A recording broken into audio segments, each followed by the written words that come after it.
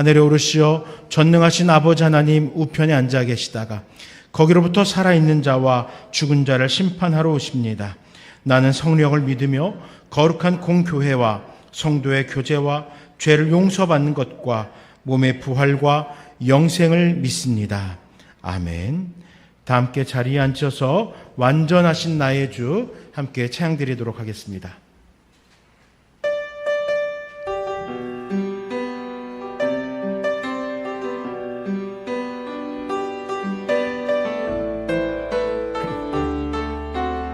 완전하신 나의 주, 완전하신 나의 의의 길로 날 인도하소서. 행하신 모든 일 주님의 영광 다 경배함니. 한 번 더 찬양드립니다. 완전하신 나의 주, 완전하신 나의 주, 의의 길로 날 인도하소서. 행하신 모든 일 주님의 영광 다 경배합니다.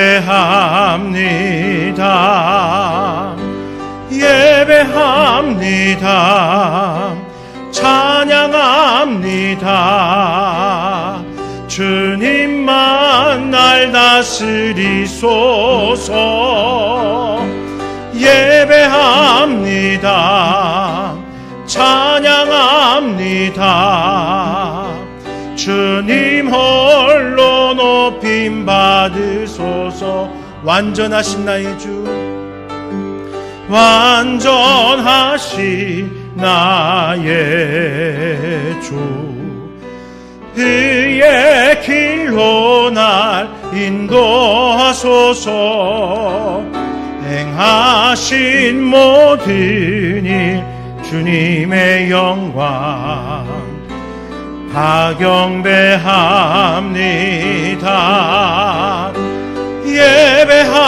예배합니다. 찬양합니다. 주님만 날 다스리소서. 예배합니다. 찬양합니다. 주님 홀로 높임 받으소서. 예배합니다. 예배합니다. 찬양합니다. 주님만 날 다스리소서. 예배합니다. 찬양합니다. 주님 홀로 높임 받으소서. 아멘. 기뻐하며 함께 노래 부르리 힘차게 찬양드리겠습니다.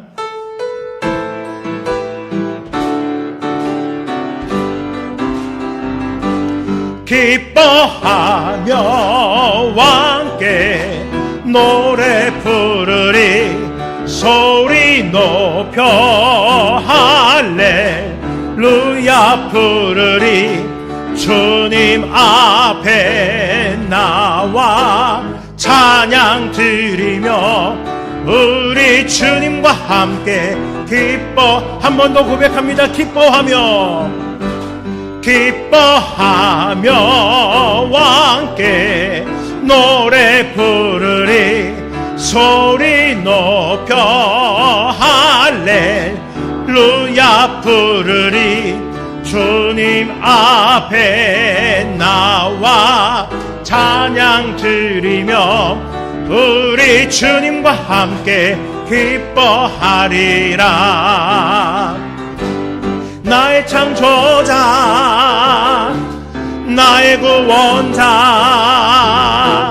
가장 귀한 나의 예수님 찬양합니다. 나의 치료자 나의 선한 목자 배신주 예수 나의 주 찬양하리. 예수 나의 주 찬양하리. 다 와서 찬양해, 다 와서 찬양해. 사랑을 주신 주 찬양해, 사랑해 우리 주님. 생명 주셨네. 소리쳐 찬양해, 소리쳐 찬양해. 기쁨을 주시는 우리 왕 찬양의 제사 드리며 주님께 경배해. 다 와서 찬양해, 찬양해, 찬양해 주님. 찬양해 주님 우리 왕. 다 와서 찬양해, 찬양해, 찬양해 주님.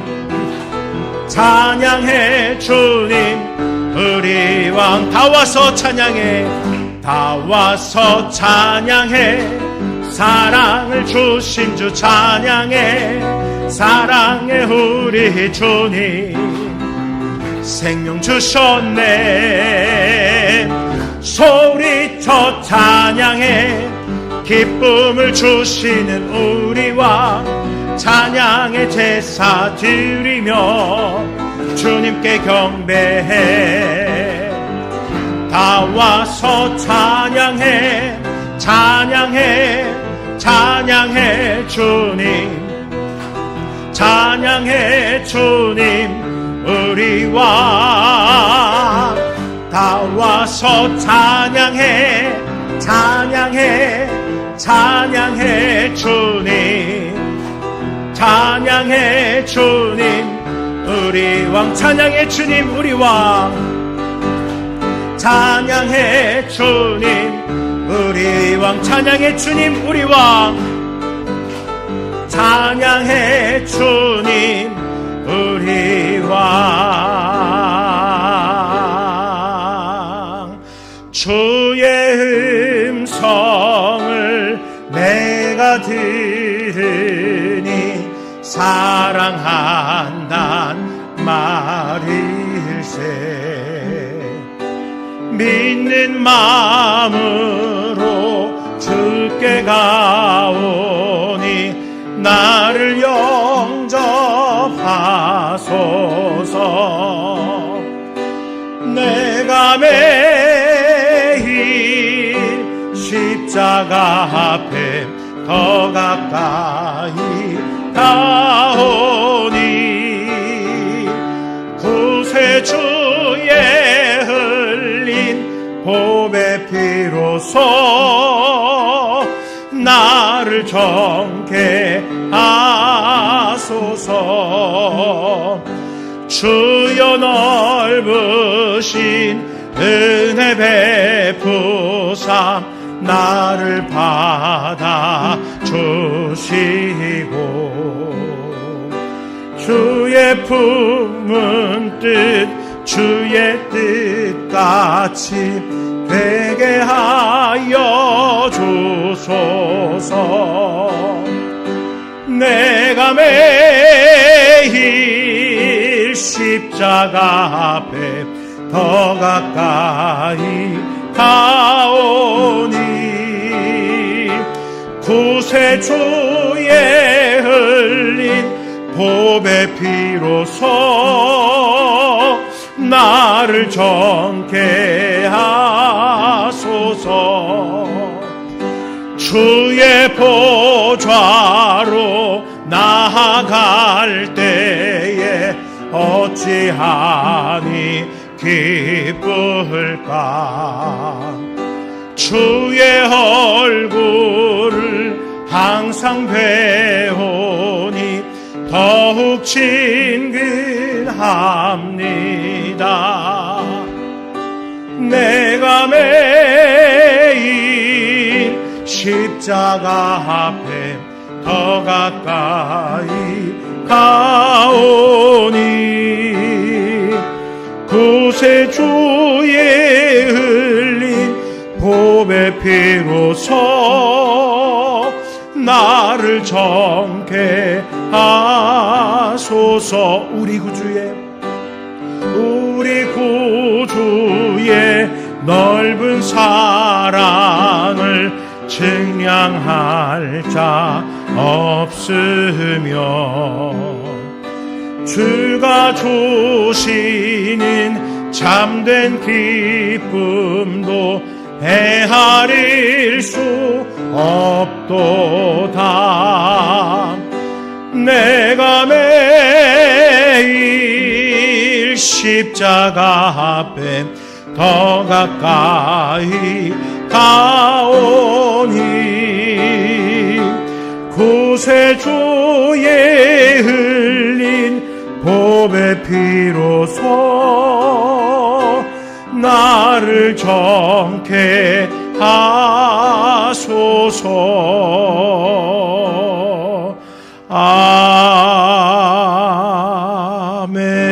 아멘. 아버지 하나님 감사합니다. 이 시간 주께서 허락하신 그 구속의 은혜로 주님 전에 나와 예배할 수 있게 됨에 너무나 감사드립니다.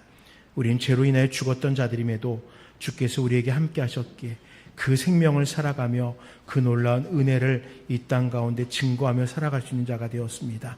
아버지 하나님뿐만 아니라 우리의 삶과 모든 뜻을 다하여 하나님을 예배하게 하셨사오니 이 시간 우리의 마음과 뜻과 정성을 다하여 주께만 예배하는 시간이 되게 하여 주시옵소서. 더 간절히 원하옵기는 이 예배가 발화점이 되어서 우리 일상의 모든 순간순간들에서도 하나님을 예배하고 하나님의 영광을 위해 살아가기에 힘쓰는 우리 모두가 되게 하여 주시옵소서. 특별히 이 시간 주님의 말씀을 함께 묵상하길 원합니다. 말씀을 읽고 그 말씀 앞에 교훈을 받으며 그 말씀의 교훈을 따라 살겠노라고 결단케 하여 주시옵소서. 이 예배를 위하여 수고하는 봉사자들 기억하여 주시고 그들의 삶 속에 하나님의 크신 평안이 참된 축복이 넘치게 하여 주시며 그들의 삶을 바라보며 주께 더욱더 헌신하기를 소망하는 자들이 이 자리 가운데 넘쳐날 수 있도록 함께하여 주시옵소서. 아버지 또한 우리 간절히 원하옵기는 우리 나눔교회를 주님께서 살펴주셔서 부족함을 채워주시고 또 한 명 한 명의 성도들과 더불어 모여 예배하는 은혜가 있게 하여 주시옵소서. 속히 이 자리가 차고 넘칠 수 있도록 주께서 역사하여 주시고 모여서 함께 주의 사명을 감당하며 복음 증거하기에 힘쓰는 부대가 될 수 있도록 함께 하옵소서. 모든 것을 주께 맡겨드리오며 예수님 이름으로 간절히 기도드립니다. 아멘.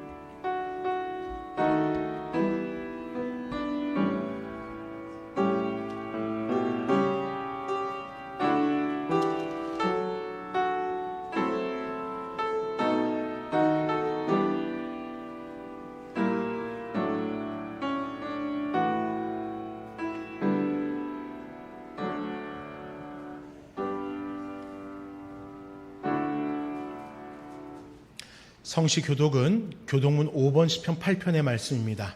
교독문 5번 시편 8편의 말씀으로 성시를 교독하도록 하겠습니다. 한 절씩 교독하겠습니다.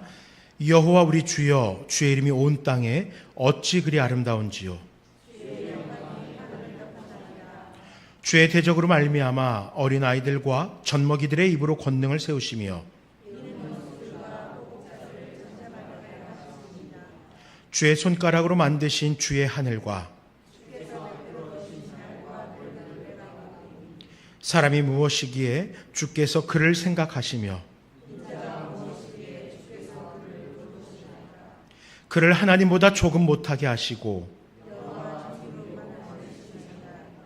주의 손으로 만드신 것을 다스리게 하시고 만물을 그의 발 아래 두셨으니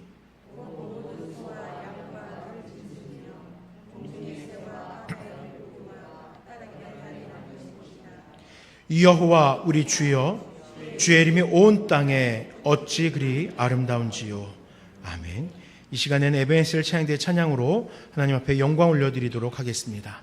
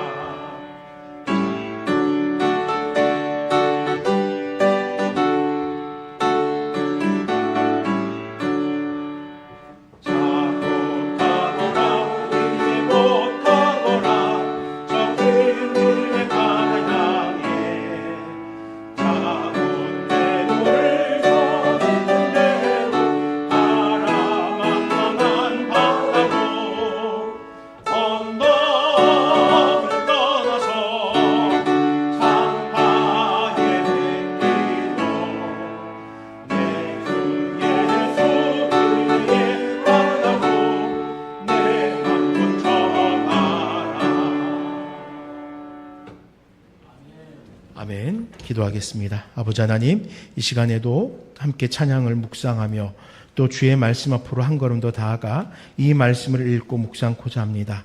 주님, 이 말씀 가운데 놀라운 은혜와 역사를 마주하게 하시고 말씀을 전하는 자나 듣는 자 모두에게 동일한 은혜가 있게 하여 주시옵소서. 먼저는 겸손함으로 그 말씀 앞에 서고 그 다음으로 결단으로 그 말씀으로 변화되기를 소망하는 우리 모두가 되게 하여 주시옵소서. 감사합니다. 예수님 이름으로 간절히 기도드립니다. 아멘. 오늘 함께 묵상하실 말씀은 구약성경 391쪽 사사기 17장부터 18장까지의 말씀입니다. 사사기 17장부터 18장까지의 말씀을 함께 읽고 묵상하도록 하겠습니다.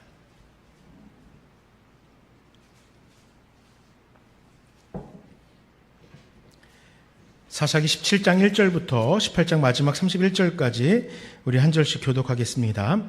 에브라임 산지에 미가라 이름하는 사람이 있더니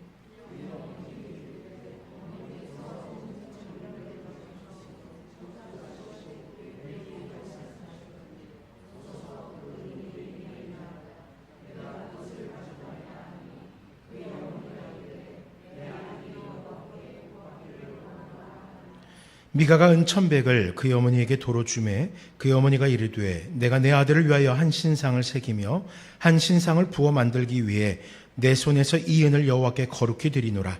그러므로 내가 이제 이 은을 내게 도로 주리라.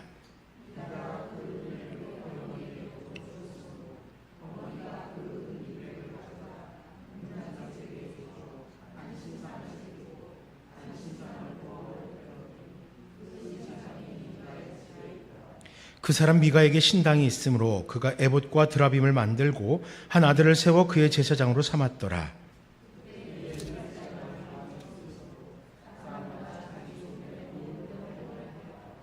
유다 가족에 속한 유다 베들레헴에 한 청년이 있었으니 그는 레위인으로서 거기에 거류하였더라.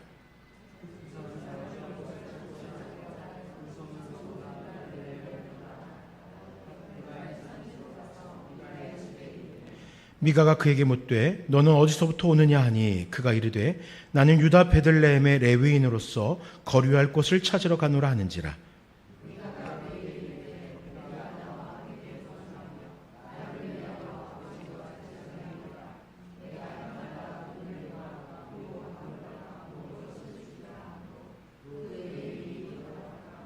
그 레위인이 그 사람과 함께 거주하기를 만족하게 생각했으니 이는 그 청년이 미가의 아들 중 하나같이 됨이라.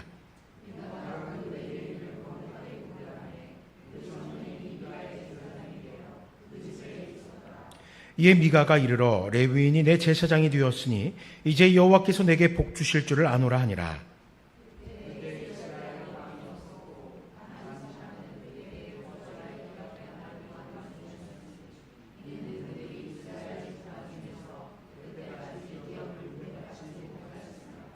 단자손이 소라와 에스다올에서부터 그들의 가족 가운데 용맹스러운 5사람을 보내어 땅을 정탐하고 살피게 하며 그들에게 이르되 너희는 가서 땅을 살펴보라 하며 그들이 에브라임 산지에 가서 미가의 집에 이르러 거기서 유숙하니라.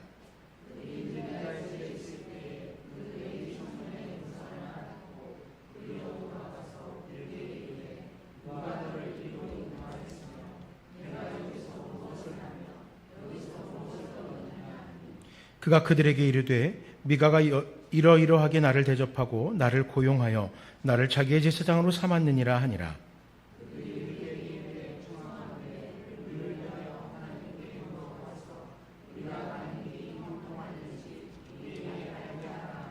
그 제사장이 그들에게 이르되 평안히 가라. 너희가 가는 길은 여호와 앞에 있느니라 하시니라.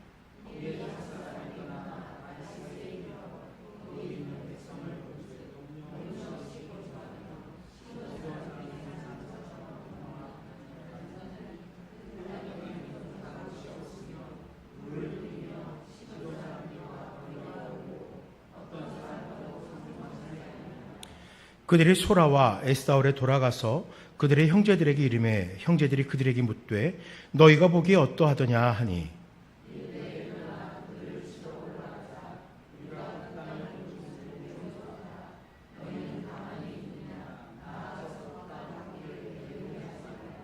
너희가 가면 평화로운 백성을 만날 것이요 그 땅은 넓고 그곳에는 세상에 있는 것이 하나도 부족함이 없느니라. 하나님이 그 땅을 너희 손에 넘겨주셨느니라 하는지라.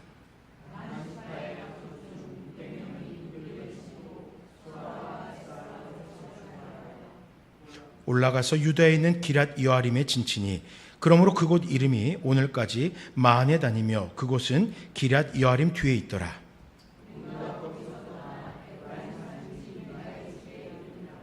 전에 라이스 땅을 정탐하러 갔던 5사람이 그 형제들에게 말하여 이르되 이 집에 에봇과 두라빔과 새긴 신상과 부어 만든 신상이 있는 줄을 너희가 아느냐.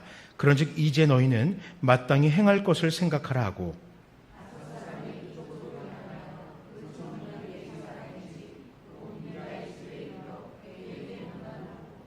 단자손 600명은 무기를 지니고 문 입구에 서니라.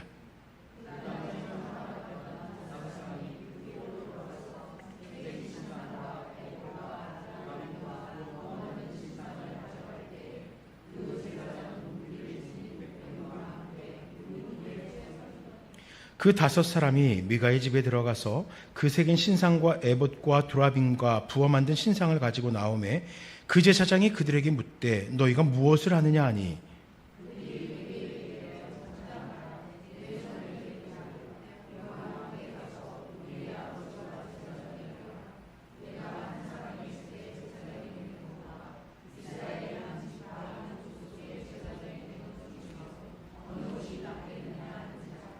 그 제사장이 마음에 기뻐하여 에봇과 드라빔과 새긴 우상을 받아가지고 그 백성 가운데로 들어가니라.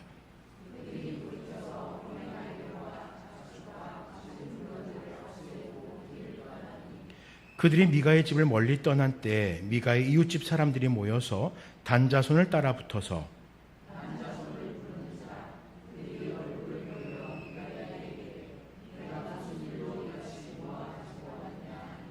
미가가 이르되 내가 만든 신들과 제사장을 빼앗아 갔으니 이제 내게 오히려 남은 것이 무엇이냐 너희가 어찌하여 나더러 무슨 일이냐고 하느냐 하는지라.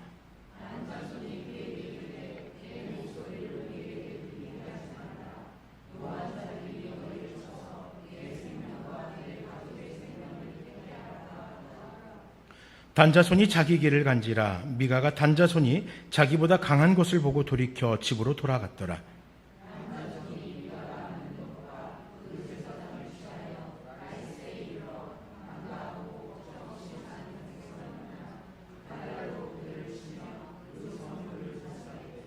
그들을 구원할 자가 없었으니 그 성읍이 베드로읍 가까운 골짜기에 있어서 시돈과 거리가 멀고 상종하는 사람도 없음이었더라.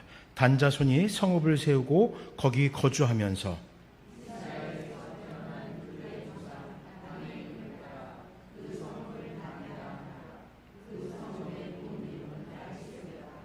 단자손이 자기들을 위하여 그 새긴 신상을 세웠고 모세의 손자요 게르솜의 아들인 요나단과 그의 자손은 단지파의 제사장이 되어 그 땅 백성이 사로잡힌 날까지 이르렀더라.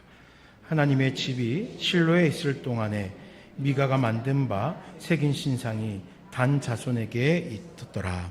아멘. 오늘 함께 읽은 17장, 18장의 말씀을 가지고 자기 소견을 따라 분별력을 상실한 자들이란 제목으로 말씀을 나누려고 합니다. 그런데 그 중에서도 오늘 특별히 1절에서 17장 1절에서 6절의 말씀에 조금 더 집중해서 말씀을 살펴보려고 합니다. 오늘 말씀을 보면서 저는 그런 것을 생각하게 됩니다. 오늘날 이단이 만연한 것과 같이 이 땅 그 당시의 삶에서도 거짓된 것이 만연했었나 보구나라는 것을 느낄 수가 있었습니다. 가짜인 것을 진짜라고 스스로 믿고 스스로 확신하며 살아가는 것입니다. 분명 거짓이고 분명 잘못된 것임에도 불구하고 그것에 대해서 이것이 옳고 그르다라는 그런 분별하지 않고 그저 자신의 마음이 옳다고 믿고 싶은 대로 믿더라라는 것입니다. 그렇기 때문에 오늘 본문에는 그들의 모습을 이야기하면서 사람마다 자기 소견에 옳은 대로 행하였더라 라고 말씀하고 있는 것입니다. 자기 소견을 따라서 분별력을 상실한 자들이 이 시대의 사람들이었다라는 것입니다.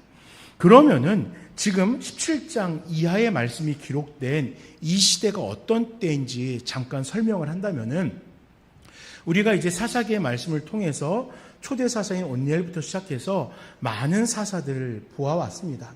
그리고 지난주에 묵상했던 삼손까지, 물론 앞으로도 이제 사무엘도 사사로 우리가 보게 되겠지만 언젠가 사무엘상의 말씀을 보면서 마주하겠지만 여튼 삼손까지 사사에 대한 삶의 모습들이 기록이 되어져 있고 그 말씀이 마무리되고 17장이 이어지고 있는 것입니다. 그런데 이 17장 이하의 말씀은 사사들에 관련된 말이 아닙니다. 17장 이하의 말씀은 사사로 세워졌음에도 불구하고 왜 사사들이 그렇게 영적으로 분별력 없는 삶을 살았는가? 우리가 궁금해하고 물음표를 지니고 있었던 1장부터 16장까지 읽으면서 가지고 있었던 그 의문에 대한 해답으로 17장 이하의 말씀이 기록되어져 있는 것입니다. 이 17장 이하의 말씀은 그 시대적으로는 처음 사사인 온니엘의 시대쯤으로 생각을 할 수 있다고 합니다.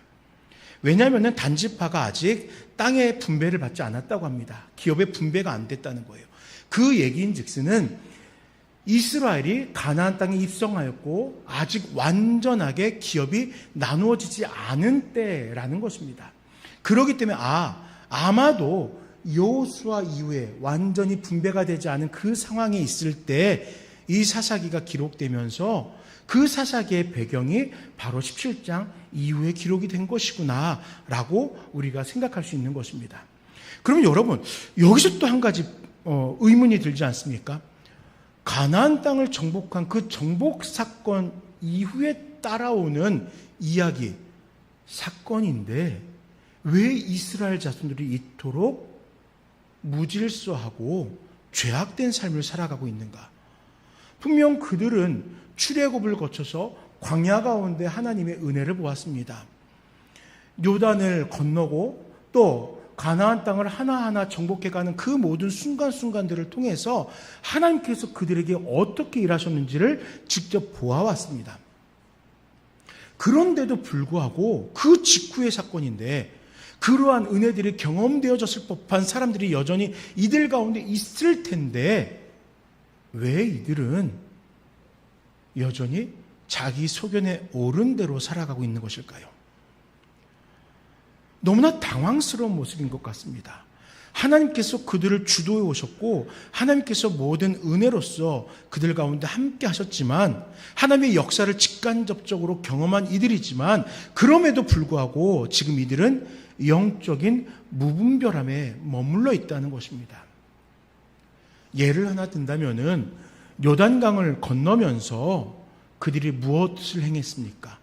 강가에서 돌 12를 취합니다. 각 지파가 돌을 하나씩 12를 취하고 요단을 건넌 후에 돌을 세워둡니다. 그 목적이 무엇이라고 합니까? 이 돌을 바라보면서 하나님께서 이렇게 행하셨음을 가르치라는 용도였어요. 신앙을 가르치라는 겁니다. 하나님께서 이들 가운데 이렇게 역사하셨다라는 하나님의 그 존귀하심과 전능하심을 가르치라는 것입니다. 그런데 그러한 가르침의 사건이 얼마 전에 있었음에도 불구하고 지금 17장 이하의 말씀을 보면은 이스라엘 자손들은 영적으로 구별되지 못하고 자신들이 삶에 익숙한 모습들, 내 소견에 옳다고 여기는 그 모습들대로 살아가고 있다는 것입니다. 그리고 자신의 확신에 차서 거짓을 진리라고 따르고 잘못된 것도 그것도 만족하면서 살아가고 있었다는 것입니다. 그리고 이러한 모습을 보면 우리는 나 역시 우리들 역시 이러한 영적인 은혜 그 이후에 분별력을 상실하고 세상을 따르는 자화상을 바라보면서 눈물을 흘리고 있지 않습니까? 분명 은혜가 있었지만 그 은혜 이후에 나는 다시 이 세상을 만족하고 있더라는 것이죠. 그래서 눈물을 흘리기도 한다는 것입니다. 우리 함께 말씀을 묵상하면서 자기 소견을 옳다고 확신하며 영적인 타락에 처한 이스라엘 자손들을 살펴보려고 합니다. 그리고 그들과의 만남을 통해서 참 하나님을 만나는 영적인 경각심과 부흥을 누리는 우리 모든 나눔교회 성도님들 되시길 간절히 소망합니다. 1절에서 6절의 말씀이 우리에게 요청하는 핵심적인 주제가 하나 있습니다. 진짜를 따르라는 것입니다. 진짜. 1절에서 6절은 가짜를 따르는 모습이 나와요. 가짜를 따르는 그 모습을 이야기한 후에 6절 말씀에 사람마다 자기 소견에 옳은 대로 행했다. 그 가짜를 따르는 삶은 진리를 따르는 삶이 아니라, 진짜를 따르는 삶이 아니라 가짜를 따르는 삶이었다라고 말씀하는 것입니다. 자, 그 이야기가 어떨까요? 한 여인이 어마어마한 가치의 은을 잃어버렸습니다. 은 1,100이라고 하는데 오늘날의 가치로 따지면은 10억 정도 될 수 있는 그런 가치라고 합니다. 근데 이거 보니까는 단순히 부주의해서 잃어버린 것이 아니더라고요. 본문에는 어머니에게 이르되 어머니께서 은 1,100을 잃어버리셨으므로 라고 번역이 되었기 때문에 그 어머니가 부주의해서 얻다가 놓고 잃어버렸나 보다 라고 생각할 수 있지만, 원어적인 의미로 이 잃어버렸다라는 것을 살피면은 누군가가 그것을 작정하고 훔쳐갔다라는 의미를 가지고 있습니다. 은을 도둑질했다는 거예요. 때문에 이 여인이 그 도둑질해간 사람을 향해서 저주를 퍼붓는 거예요. 자신이 잃어버렸으면 자신을 탓해야죠. 탓하는 게 맞잖아요. 잃어버렸다라고 생각하고 왜 저주하는가를 생각하면 이해가 안 되지만, 도둑 맞은 걸 생각하고 저주하는 걸 보면은 이해가 되는 거예요. 도둑 맞았으니까, 누가 그것을 훔쳐갔으니까 그것을 저주할 수밖에 없었던 거예요. 그 귀한 것을 훔쳐갔다고 저주했던 것입니다. 어마어마한 가치의 은을 가져갔습니다. 어마어마한 가치의 은. 아마도 그 집안 사람들이 수고하며 일하였던, 벌었던, 모았던 그런 재산이었을 거예요. 그런데 이 일이 있은 이후에 아들이 어떻게 말합니까? 어머니 하고 그 어머니를 부릅니다. 그 저주를 멈추게 합니다. 그 은 저에게 있습니다. 어머니 저주하지 마세요. 그 은 제가 가져갔던 거예요. 어머니에게 말하지 않고 그 엄청난 가치의 은을 이 아들이 훔쳐갔던 거예요. 멀리에 모르는 사람이 아니라 이 아들이 훔쳐갔다가 어머니가 얼마나 저주를 퍼부으면서 네가 잘 사는지 보자 이러니까 그것의 질에 겁을 먹고 사실은 제가 그랬던 거예요 라고 그 은을 들고 나왔던 것입니다. 그러면은 어떻게 해야 됩니까? 어머니 입장에서는 훈계해야 돼요. 너 왜 그런 거야? 그게 얼마나 나쁜 짓이야? 훈계하는 것이 맞습니다. 저도 어릴 때 어머니 지갑에 손을 댔어요. 어머니 지갑에서 1,000원을 뺐습니다. 그리고 나서 이것을 잘 접어서 몰래 숨겨놨어요. 저희 집엔 저 말고도 남동생이 하나 있습니다. 저희 두 형제가 어머니께 불려갔어요. 누가 와서 1,000원을 훔쳐가겠어요? 저희 아버지가 어머니 지갑에 손을 대겠어요? 할머니, 할아버지가 손을 대겠어요? 둘밖에 없어요. 엄청나게 혼났습니다. 그런데요, 제가 끝까지 입을 다물고 아니라고 했어요. 어머니는 아셔요. 오히려 너무나 떳떳하게 뻔뻔하게 말하는 그 모습을 보면서 저라는 걸 아신 거예요. 동생은 저 때문에 엄청나게 혼나고 맞고 그러고 갔습니다. 그리고 저는 2차가 시작이 됐어요. 너 왜 거짓말하는 거야? 이제는 훔친 것뿐만 아니라 도둑질이라는 나쁜 짓뿐만 아니라 그것에 대해서 거짓말했다는 것까지도 쌓여서 혼났던 것이에요. 아직도 기억해요. 저는 그 순간을 얼마나 그날 심하게 혼났는지 그때 그 모든 정서들이 생각이 나요. 그리고 그 다음에 어떻게 되겠어요? 저는 다시는 남의 물건에 손을 대지 않게 됐죠. 그게 맞잖아요. 그게 부모로서 자녀를 대하는 방법이잖아요. 그런데요, 그의 어머니가 어떻게 하는지 아십니까? 2절 말씀에 그의 어머니가 이르되 내 아들이 여호와께 복받기를 원하노라 라고 이야기합니다. 온 힘을 다해서 저주할 때는 언제고 이제는 돌아서서 그 아들이 복받기를 원한다고 이야기합니다. 아들의 죄를 탓하지 않고 저주하였던 마음을 바꾸고 축복을 합니다. 분명 죄악을 행했지만 그 잘못에 대해서 훈계하지 않아요. 훈계가 있어야 죄를 분별할 수 있잖아요. 죄를 피할 수 있어요. 그 훈계를 통해서 옳은 질서가 무엇인지, 바른 질서가 무엇인지를 깨우쳐 줄 수 있지만, 이 어머니는 얼마나 독하게 저주하였는지, 그 저주로 인하여 자신의 아들이 잘못될까 겁이 나서 이제는 여호와께 복이 있을지어다 훈계하기보다도 오히려 자신의 말을 바꾸기에 급급했던 것입니다. 훈계가 있어야 죄를 분별하고 죄를 피하지만 그 여인은 오히려 아들의 삶을 축복합니다. 그 어그러진 아들의 삶을 그저 인정해주고 있는 것이에요. 아들은요, 그래서 죄가 무엇인지 깨우칠 기회를 상실하는 것입니다. 그런데 이 여인의 황당스러운 행동이 계속됩니다. 다시 찾은 은으로 아들을 위하여 여호와께 거룩히 드린다라고 말합니다. 이 은을 여호와께 다시 드리겠대요. 근데 그 방법이 무엇인가 보니까 신상을 만드는 것이에요. 아들을 위하여서 우상을 만들겠다고 합니다. 그리고 이러한 행동을 여호와께 거룩히 드리는 것으로 포장하고 있는 것이에요. 분명 그 여인이 아들을 위해서 행동하는 것은 우상을 숭배하면서 우상 앞에 내 아들을 지켜달라고 하는 모습인데, 그 목적이 여호와께 한다는 거예요. 여호와께 거룩히 드리는 행동이다라는 거예요.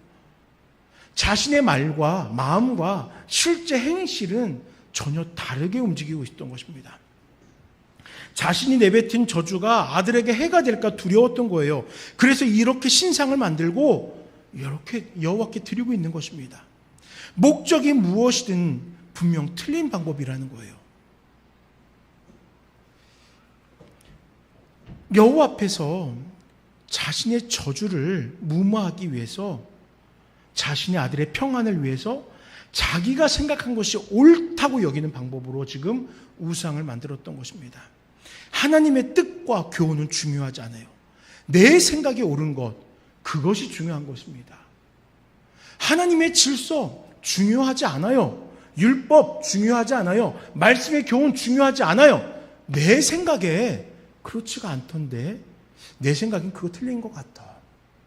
문제는 지금 이 여인이나 또 이 세대를 살아가는 우리 많은 성도들이 종종 이렇게 판단하더라는 것입니다. 그런데 하나를 보면 열을 안다고 거리낌 없이 어마어마한 가치의 은을 훔쳤던 이 사람, 어머니가 이제 우상으로 신상을 만드는 것을 허락했으니 이들은 어떻게 하겠습니까? 우상을 만듭니다. 하나님의 뜻 중요하지 않죠. 우상을 만드는 이들의 모습은 그들의 삶이 지금 영적으로 완전히 무분별한 가운데 있다라는 것을 이야기해요. 다른 말로 말하면 영적으로 그들은 여호와께 드린다라고 하지만 우상을 섬기는 방법을 통해서 영적인 간음을 행하고 있는 것이에요. 자, 그러면은 그런 행동을 했다고 그들이 무조건 영적으로 무분별하고 영적으로 간음한다, 일방적으로 주장하기에는 그들이 어쨌든 여호와의 거룩함을 위해서라고 하잖아요. 너무하신 것 아닙니까? 라고 이야기할 수도 있어요. 그런데 말씀 가운데 보면은 이들이 빼어나갈 수 없도록, 어디로 도망갈 수 없도록 이들은 철저하게 영적으로 무분별한 상태에 있다는 사실을 계속해서 우리에게 알려주고 있습니다. 뭔가 보니까 이들은요, 그 집에 신당을 두었다라고 얘기해요. 신당.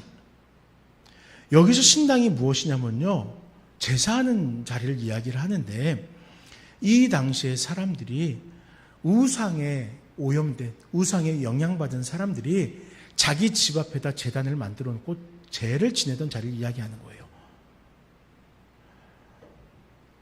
우리가 중국에 아니면 동남아 쪽에 이렇게 가면은 집이라든지 가게라든지 들어가면 입구에 조그마한 상 하나 이렇게 놓여 있고 그 위에 제대가 이렇게 나 있잖아요.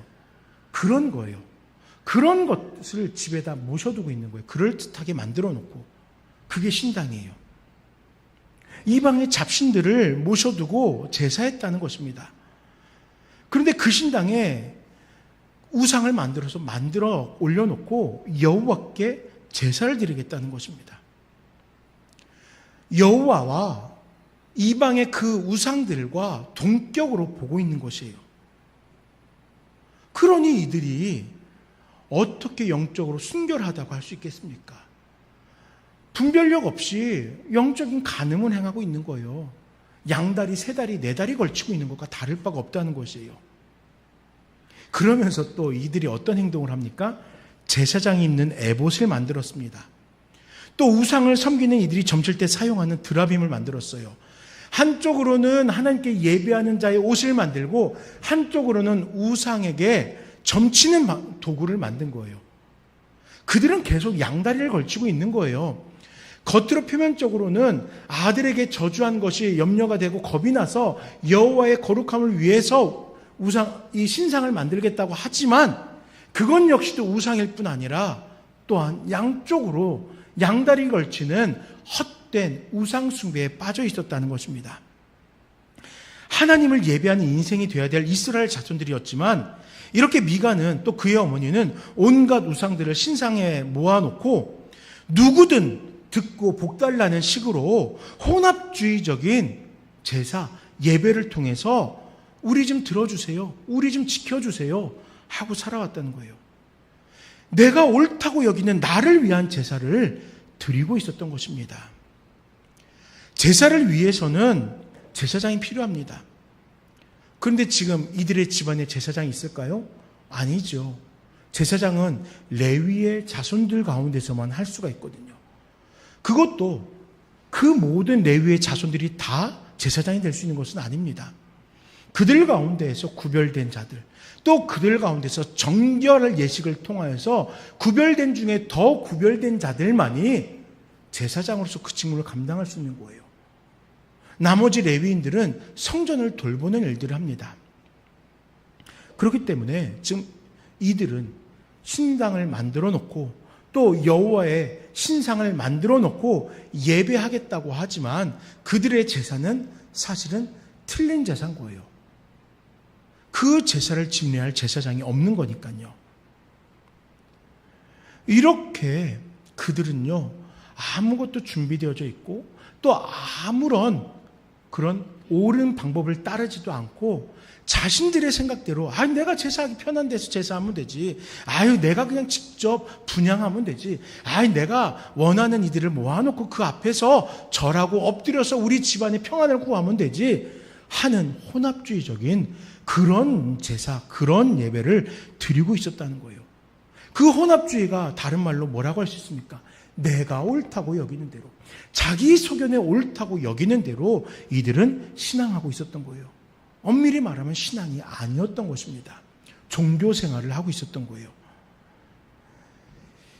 그런데 이제 무엇인가 그래도 격식을 갖추고 싶으니까 미가가 어떻게 합니까? 자신의 아들을 에봇을 입힙니다. 그리고 이제부터는 너가 제사장이 되어서 이 신상들 앞에서 우리 가족을 위해서 제사를 드려라 라고 이야기해요. 예배하는 것에 대한 중요성은 알고 있는 것 같아요. 그것이 많은 우상들 또 여호와 하나님이 들으시고 자신의 가문을 지켜주는 방법이라는 걸 아는 것 같아요.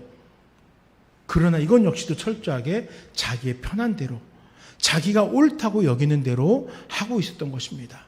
예배하고자 하는 마음도, 제사하는 장소도, 또 그 제사를 위한 도구들과 제사장마저도 진짜가 없었어요. 다 가짜였던 거예요. 다 가짜인데 그 가짜를 모아놓고 마치 마음을 다해서 예배하는 것인 양 하고 있었던 것입니다. 이 가짜의 모습을 바라보니 얼마나 안타깝습니까?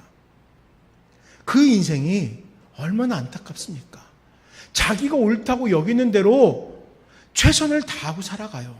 그 최선으로 진정으로 예배하기 위해 노력하고 진정으로 하나님 앞에 예배하지 않는 거짓된 것들을 다 제하여 버리는 데 힘쓰면 좋겠지만 열정도 있고 재산도 있고 무엇인가 하려는 의지도 있지만 그 예배는 철저하게 가짜였다라는 것입니다.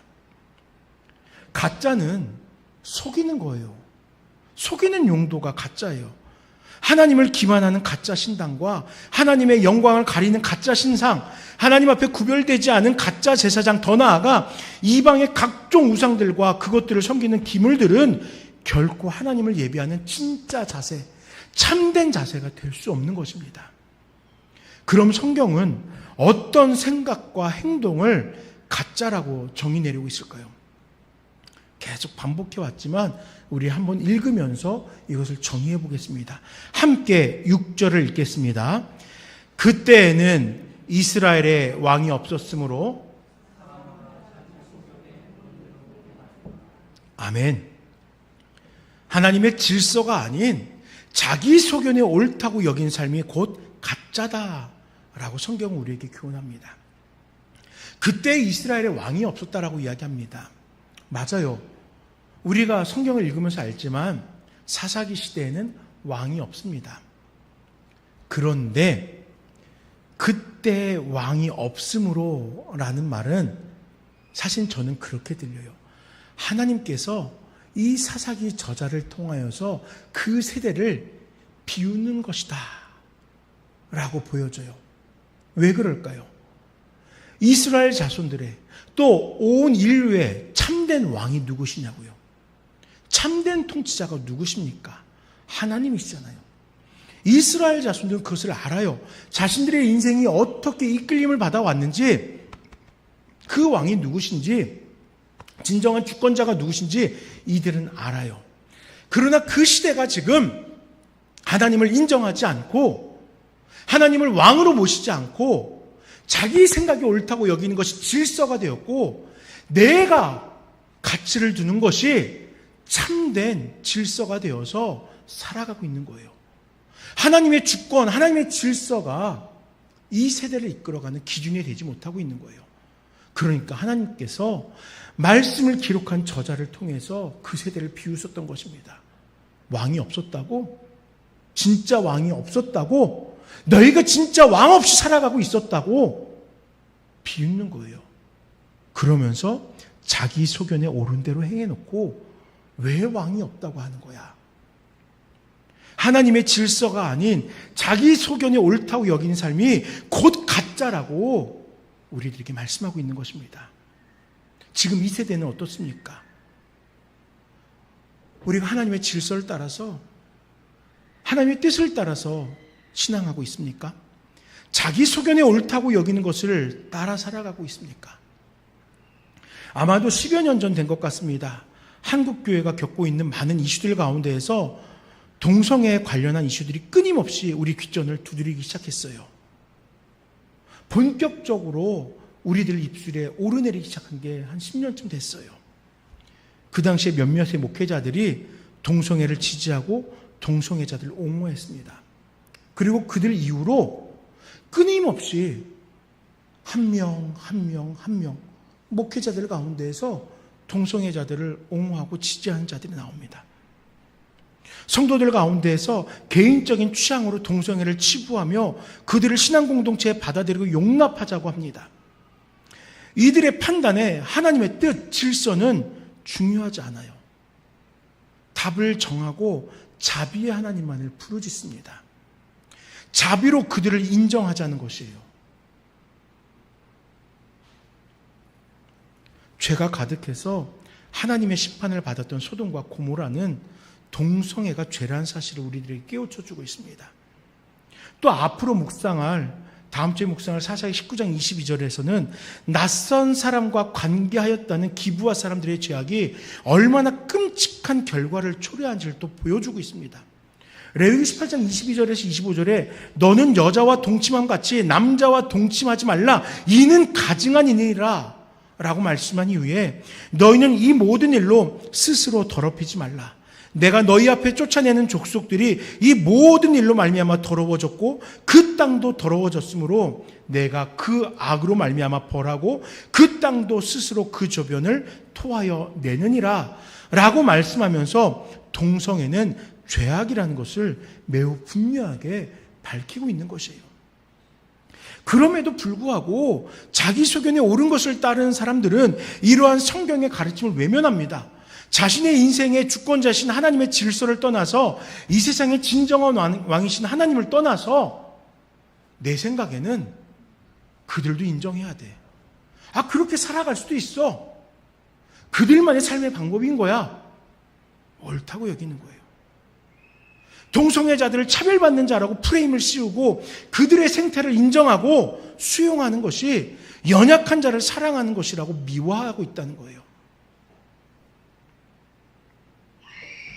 그러나 신앙은 내가 보고 싶은 것을 보고 내가 이루고 싶은 것을 이루는 것이 아니에요. 하나님이 원하시는 것을 이루는 삶이 신앙인 것입니다. 하나님이 보고 계신 것을 함께 바라보는 것이 신앙이에요. 하나님의 손에 닿는 곳에서 내가 그 손이 되는 것이 신앙이고, 하나님이 발을 향하는 그곳에서 내가 하나님의 일을 감당하는 것이 바로 신앙이라는 것입니다. 동성애자들, 그와 같이 하나님의 질서를 외면하고 살아가는 자들, 불쌍한 자들 맞습니다. 그런데 그들이 불쌍한 이유는 죄악을 죄악으로 깨닫지 못하고 살아가기에 불쌍한 거예요.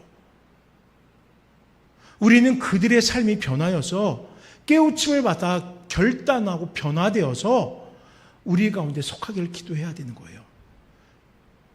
그들이 우리 가운데 속하기를 원한다. 용납하는 것 아니에요. 인정하는 거 아니에요. 불쌍히 여겨야 되는 거예요.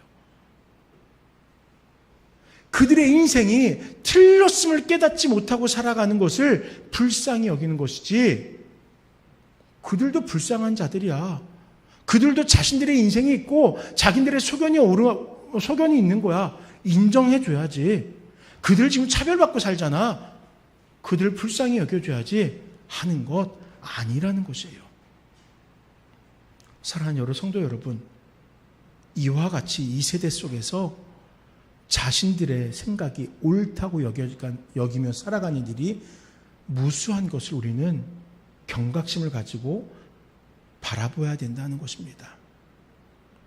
내 신앙이 흔들려가면서 하나님의 질서를 내 스스로 움직여가면서 사람들의 생각을 동조하고 인정해 주는 것은 결코 신앙이 될 수 없다라는 것입니다. 참된 신앙이 아닌 여호와의 목전에서 자기 소견에 옳은 것을 따르는 거짓들과 구별되는 우리가 되기 위해서 우리는 오늘도 내 소견이 아니라 여호와의 질서를 따라 살아가는 우리 모든 성도님들 되시길 바랍니다. 말씀을 정리하겠습니다. 사랑하는 여러분, 우리 가짜를 분별하는 성도가 됩시다. 미가와 그의 집안이 온통 가짜로 도배해놓고 그것으로 여호와께 거룩하게 예배하겠다고 했던 만행을 저질렀던 모습을 기억하면서 우리는 내 인생의 가짜는 무엇인지 하나씩 그 가짜를 참된 예배의 마음으로 바꾸어 가면서, 진실로 바꾸어 가면서, 하나님을 예배하고자 하는 진짜로 바꾸어 가면서 내 의지가 부족할 때는 하나님의 말씀을 통하여 질서를 깨닫고 하나님의 마음을 분별하며 가짜가 가득한 세상 속에서 진짜 성도가 되는 우리 모든 나눔교회 성도님들이 되시기를 간절히 기도합니다. 우리 이 시간 함께 기도할 때 아버지 하나님, 우리 진짜가 되기로 합니다. 우리 가짜를 우리의 삶 속에서 밀쳐내게 하시고 진리 가운데 진짜로 살아간, 진짜로 예배한 자 되게 하옵소서. 잠시 기도하도록 하겠습니다. 살아계신 아버지 하나님 감사합니다. 이 시간도 주의 놀라우신 은혜와 역사 앞에 서기를 원합니다. 우리 너무나 부족함 가운데 살아왔습니다. 그리고 그 부족함을 위로하기 위해서 가짜를 그 자리에 갖다 놓으며 이것만으로도 예배한다라고 했습니다. 그러나 이제는 참된 것이 무엇인지를 분별하게 하시고 여호와의 말씀을 따라서 아버지 하나님, 하나님께서 옳다 여기는 것만이 예배하는 방법이 되고 예배하는 삶이 되고 예배 그 자체가 될 수 있도록 함께하여 주시옵소서. 아버지, 소견을 따라 살아가는 수많은 자들 가운데 내 소견이 아니라 하나님의 뜻을 이루어가겠노라고 결단한 자들이 하나씩 생겨나게 하여 주시옵소서. 우리 나눔교회 성도님들만은 아버지, 이 혼탁한 세대 가운데에서 자신의 소견이 아닌 하나님의 질서를 따르기를 결단케 하여 주시옵소서.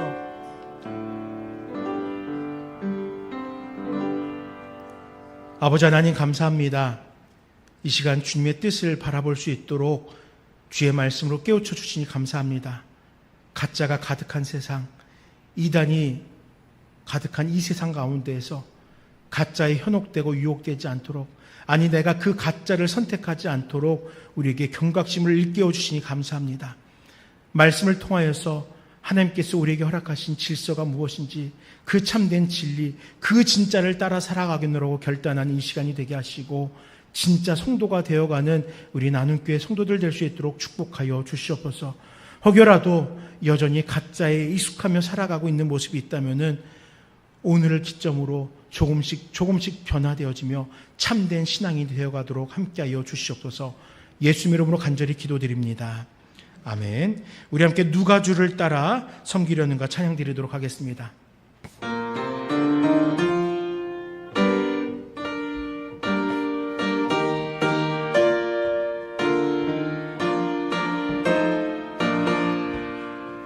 누가 주를 따라 섬기려는가?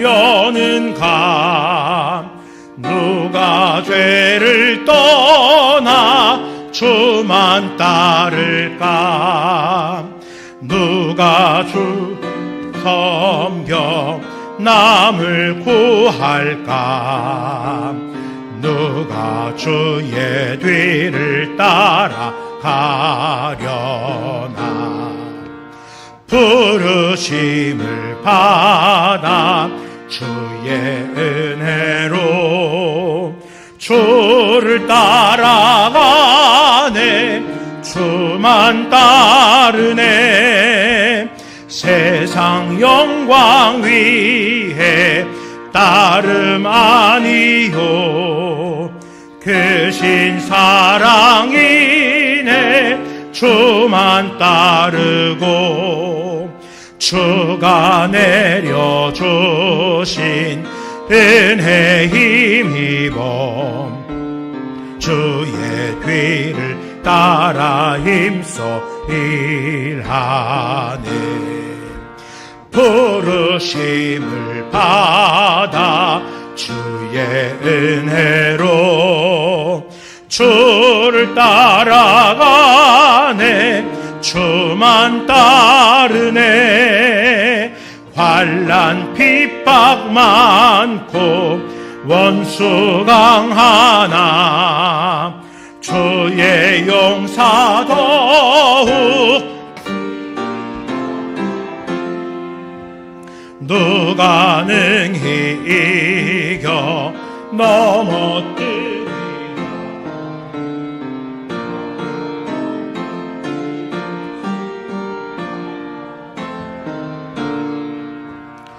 기쁜 찬송하며 주의 은혜로 주를 따라가네. 주만 따르네. 아멘. 드리신 예물 위해서 봉헌하며 기도하겠습니다. 아버지 하나님 감사합니다. 이 시간 사랑하는 주님께서 사랑하고 아끼시는 나눔교회 성도들이 주님 앞에 나와 예배하며 그 삶 속에 허락받은 은혜와 축복에 감사하는 예물로 주님 앞에 나오게 하시니 감사합니다. 한 주간도 주님께서 허락하신 은혜가 있기에 감사함으로 예물을 봉헌합니다. 목회자들의 가정을 축복해달라고 구하며, 또한 성도님들 한 분 한 분의 가정 속에 그들의 가족들 가운데에 사랑과 축복을 나누어 달라고 간구합니다. 또 주님께서 허락하심으로 먹고 마시고 풍요로움 속에 살아갈 수 있음이, 또 건강한 몸으로 주님의 맡은 소임을 감당할 수 있음이 감사하기에 또 이 예물을 봉헌하였습니다. 주님께 봉헌하며 이 간절한 마음을 고백한 성도의 삶을 주님께서 미쁘게 받아보시고 그 기도대로 우리 모든 공동체 가운데 은혜가 차고 넘치고 주께서 허락하신 평안이 우리를 통하여 이 세대 가운데로 넘쳐나게 하여 주시옵소서. 아버지 하나님, 주님 앞에서 또한 맡겨진 사명들을 지켜 살아가는 우리의 자녀들이 있습니다. 아직은 어떤 길을 걸어가야 될지 분별치 못하고, 또 어떤 길 가운데서 하나님께서 일하여 주실지 깨닫지 못할 때도 있지만, 그 길을 조금씩 좁혀가기 위해서, 하나님의 뜻을 알아가기 위해서 또 대학에 입시라는 과정을 통해 한 번 더 기도하고 고민을 합니다. 이제 사랑하는 두 딸이 대학교 입시에 그 첫 발을 내딛게 됩니다. 주님, 함께하여 주셔서 이제 시작되는 모든 과정들 속에 들려오는 소식들이 감사의 제목될 수 있도록 역사해 주시옵소서. 과정들 속에서 만나는 한 사람 한 사람들에게 인정받게 하시고, 또 과정들 속에서 그들의 심령 속에 평안함이 있게 하셔서 두려워하고 염려하고 조바심 내는 것이 아니라 지난 시간 동안 수고했던 열매들이 풍성하게 맺어지는 그 은혜들을 마주하게 하여 주시옵소서. 주께서 허락하신 그 길을 걸어갈 수 있도록 주님께서 열어주시옵소서. 이 시간 또한 우리 사랑하는 나눔교회 성도님들 물질 봉헌할 때에 시간과 재능과 물질 그 삶이 함께 드려지게 하시고 함께 주님의 은혜 가운데 쓰임받게 하여 주시옵소서. 감사합니다. 예수님 이름으로 간절히 기도드립니다. 아멘. 네, 교회 소식 전하겠습니다.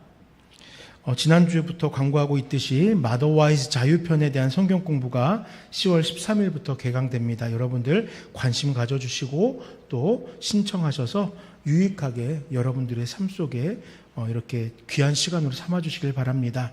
11월 3일 나눔 감사주일 예배 때 세례를 시행하고자 합니다. 우리 성도님들 가운데에서 아직 세례받지 않으신 분들은 신청해 주시고, 또 그분들을 대상으로 10월 19일, 26일, 11월 2일 총 3회에 걸쳐서 세례 교육과 문답을 거친 후에 교회의 이름으로 또 예수님의 이름으로 세례를 시행하도록 하겠습니다. 10월 27일 주일에는 가을 야외 예배를 준비하고 있습니다.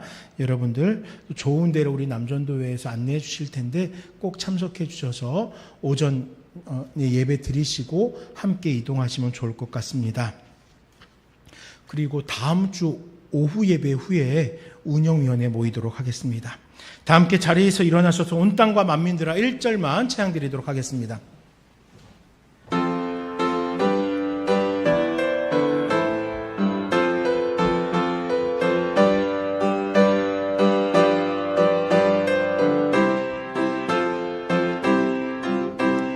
온 땅과 만민들아 주님 음성 듣고 모두 기뻐하라. 산들과 나무들도 즐겁게 춤추며 함께 손뼉 쳐라. 사랑과 정의를 주시는 주 영원한 주의 나라. 좌우의 날이 선 검과 같은 진리의 그분 말씀 승리해. 아버지 하나님, 이 시간에도 시간을 구별하여서 또 삶을 구별하여서 주님께서 허락하신 그 은혜에 감사 감격하면서 주님 앞에 나와 예배하였습니다. 예배를 주님으로 기뻐 받아주시고 예배한 자들 삶 속에 함께하여 주시며, 또한 이 예배로 그치는 것이 아니라 일상에 돌아가서도 반복하여서 계속하여서 그리스도 예수께서 행하신 그 구속의 역사들을 그 삶 속에서 감사와 감격으로 고백하게 하여 주시고 예배하게 하여 주시옵소서. 아버지 하나님, 이 세상 가운데서 그렇게 예배함으로 구별된 자 되길 원합니다. 세상에 어떤 이들과 같이 자신들의 생각이 옳다고 여기며 살아가는 것이 아니라 말씀 대신 주님을 따라서 하나님의 뜻 앞에 겸손히 엎드리며 하나님의 뜻 앞에 옳음을 인정하고 살아가는 우리 모두가 될 수 있도록 역사하여 주시옵소서. 대학교 입시에 첫 발을 딛는 자녀들 기억하시고, 또 어린 자녀부터 성장한 자녀들까지 끊임없이 눈물로 기도하는 부모의 기도를 기억하시며, 또 이 세상 가운데 맡겨주신 하나님의 사명이 있기에 그 사명을 성실하게 감당코자 수고하는 우리 성도님들의 삶을 지키시고, 육신의 문제, 재물의 문제, 또 관계의 문제, 여러 감당하지 못할 문제들로 인해 지쳐 있을 때에 주님께서 그 문제들을 해결하시고 위로하여 주시며, 언제나 우리 가운데에서는 하나님을 찬양하고 그 은혜를 높이는 우리 모두가 되게 하여 주시옵소서. 하나님의 은혜 앞에 감사드리며 예수 이름으로 간절히 기도드립니다. 주 예수 그리스도의 은혜와 아버지 하나님의 크고 놀라우신 사랑과 성령 하나님의 역사하심이 참된 하나님의 가르치심을 따라 참된 성도가 되기를 소망하는 이 땅의 모든 믿는 자들의 삶 속에 영원토록 함께 있을지어다. 아멘.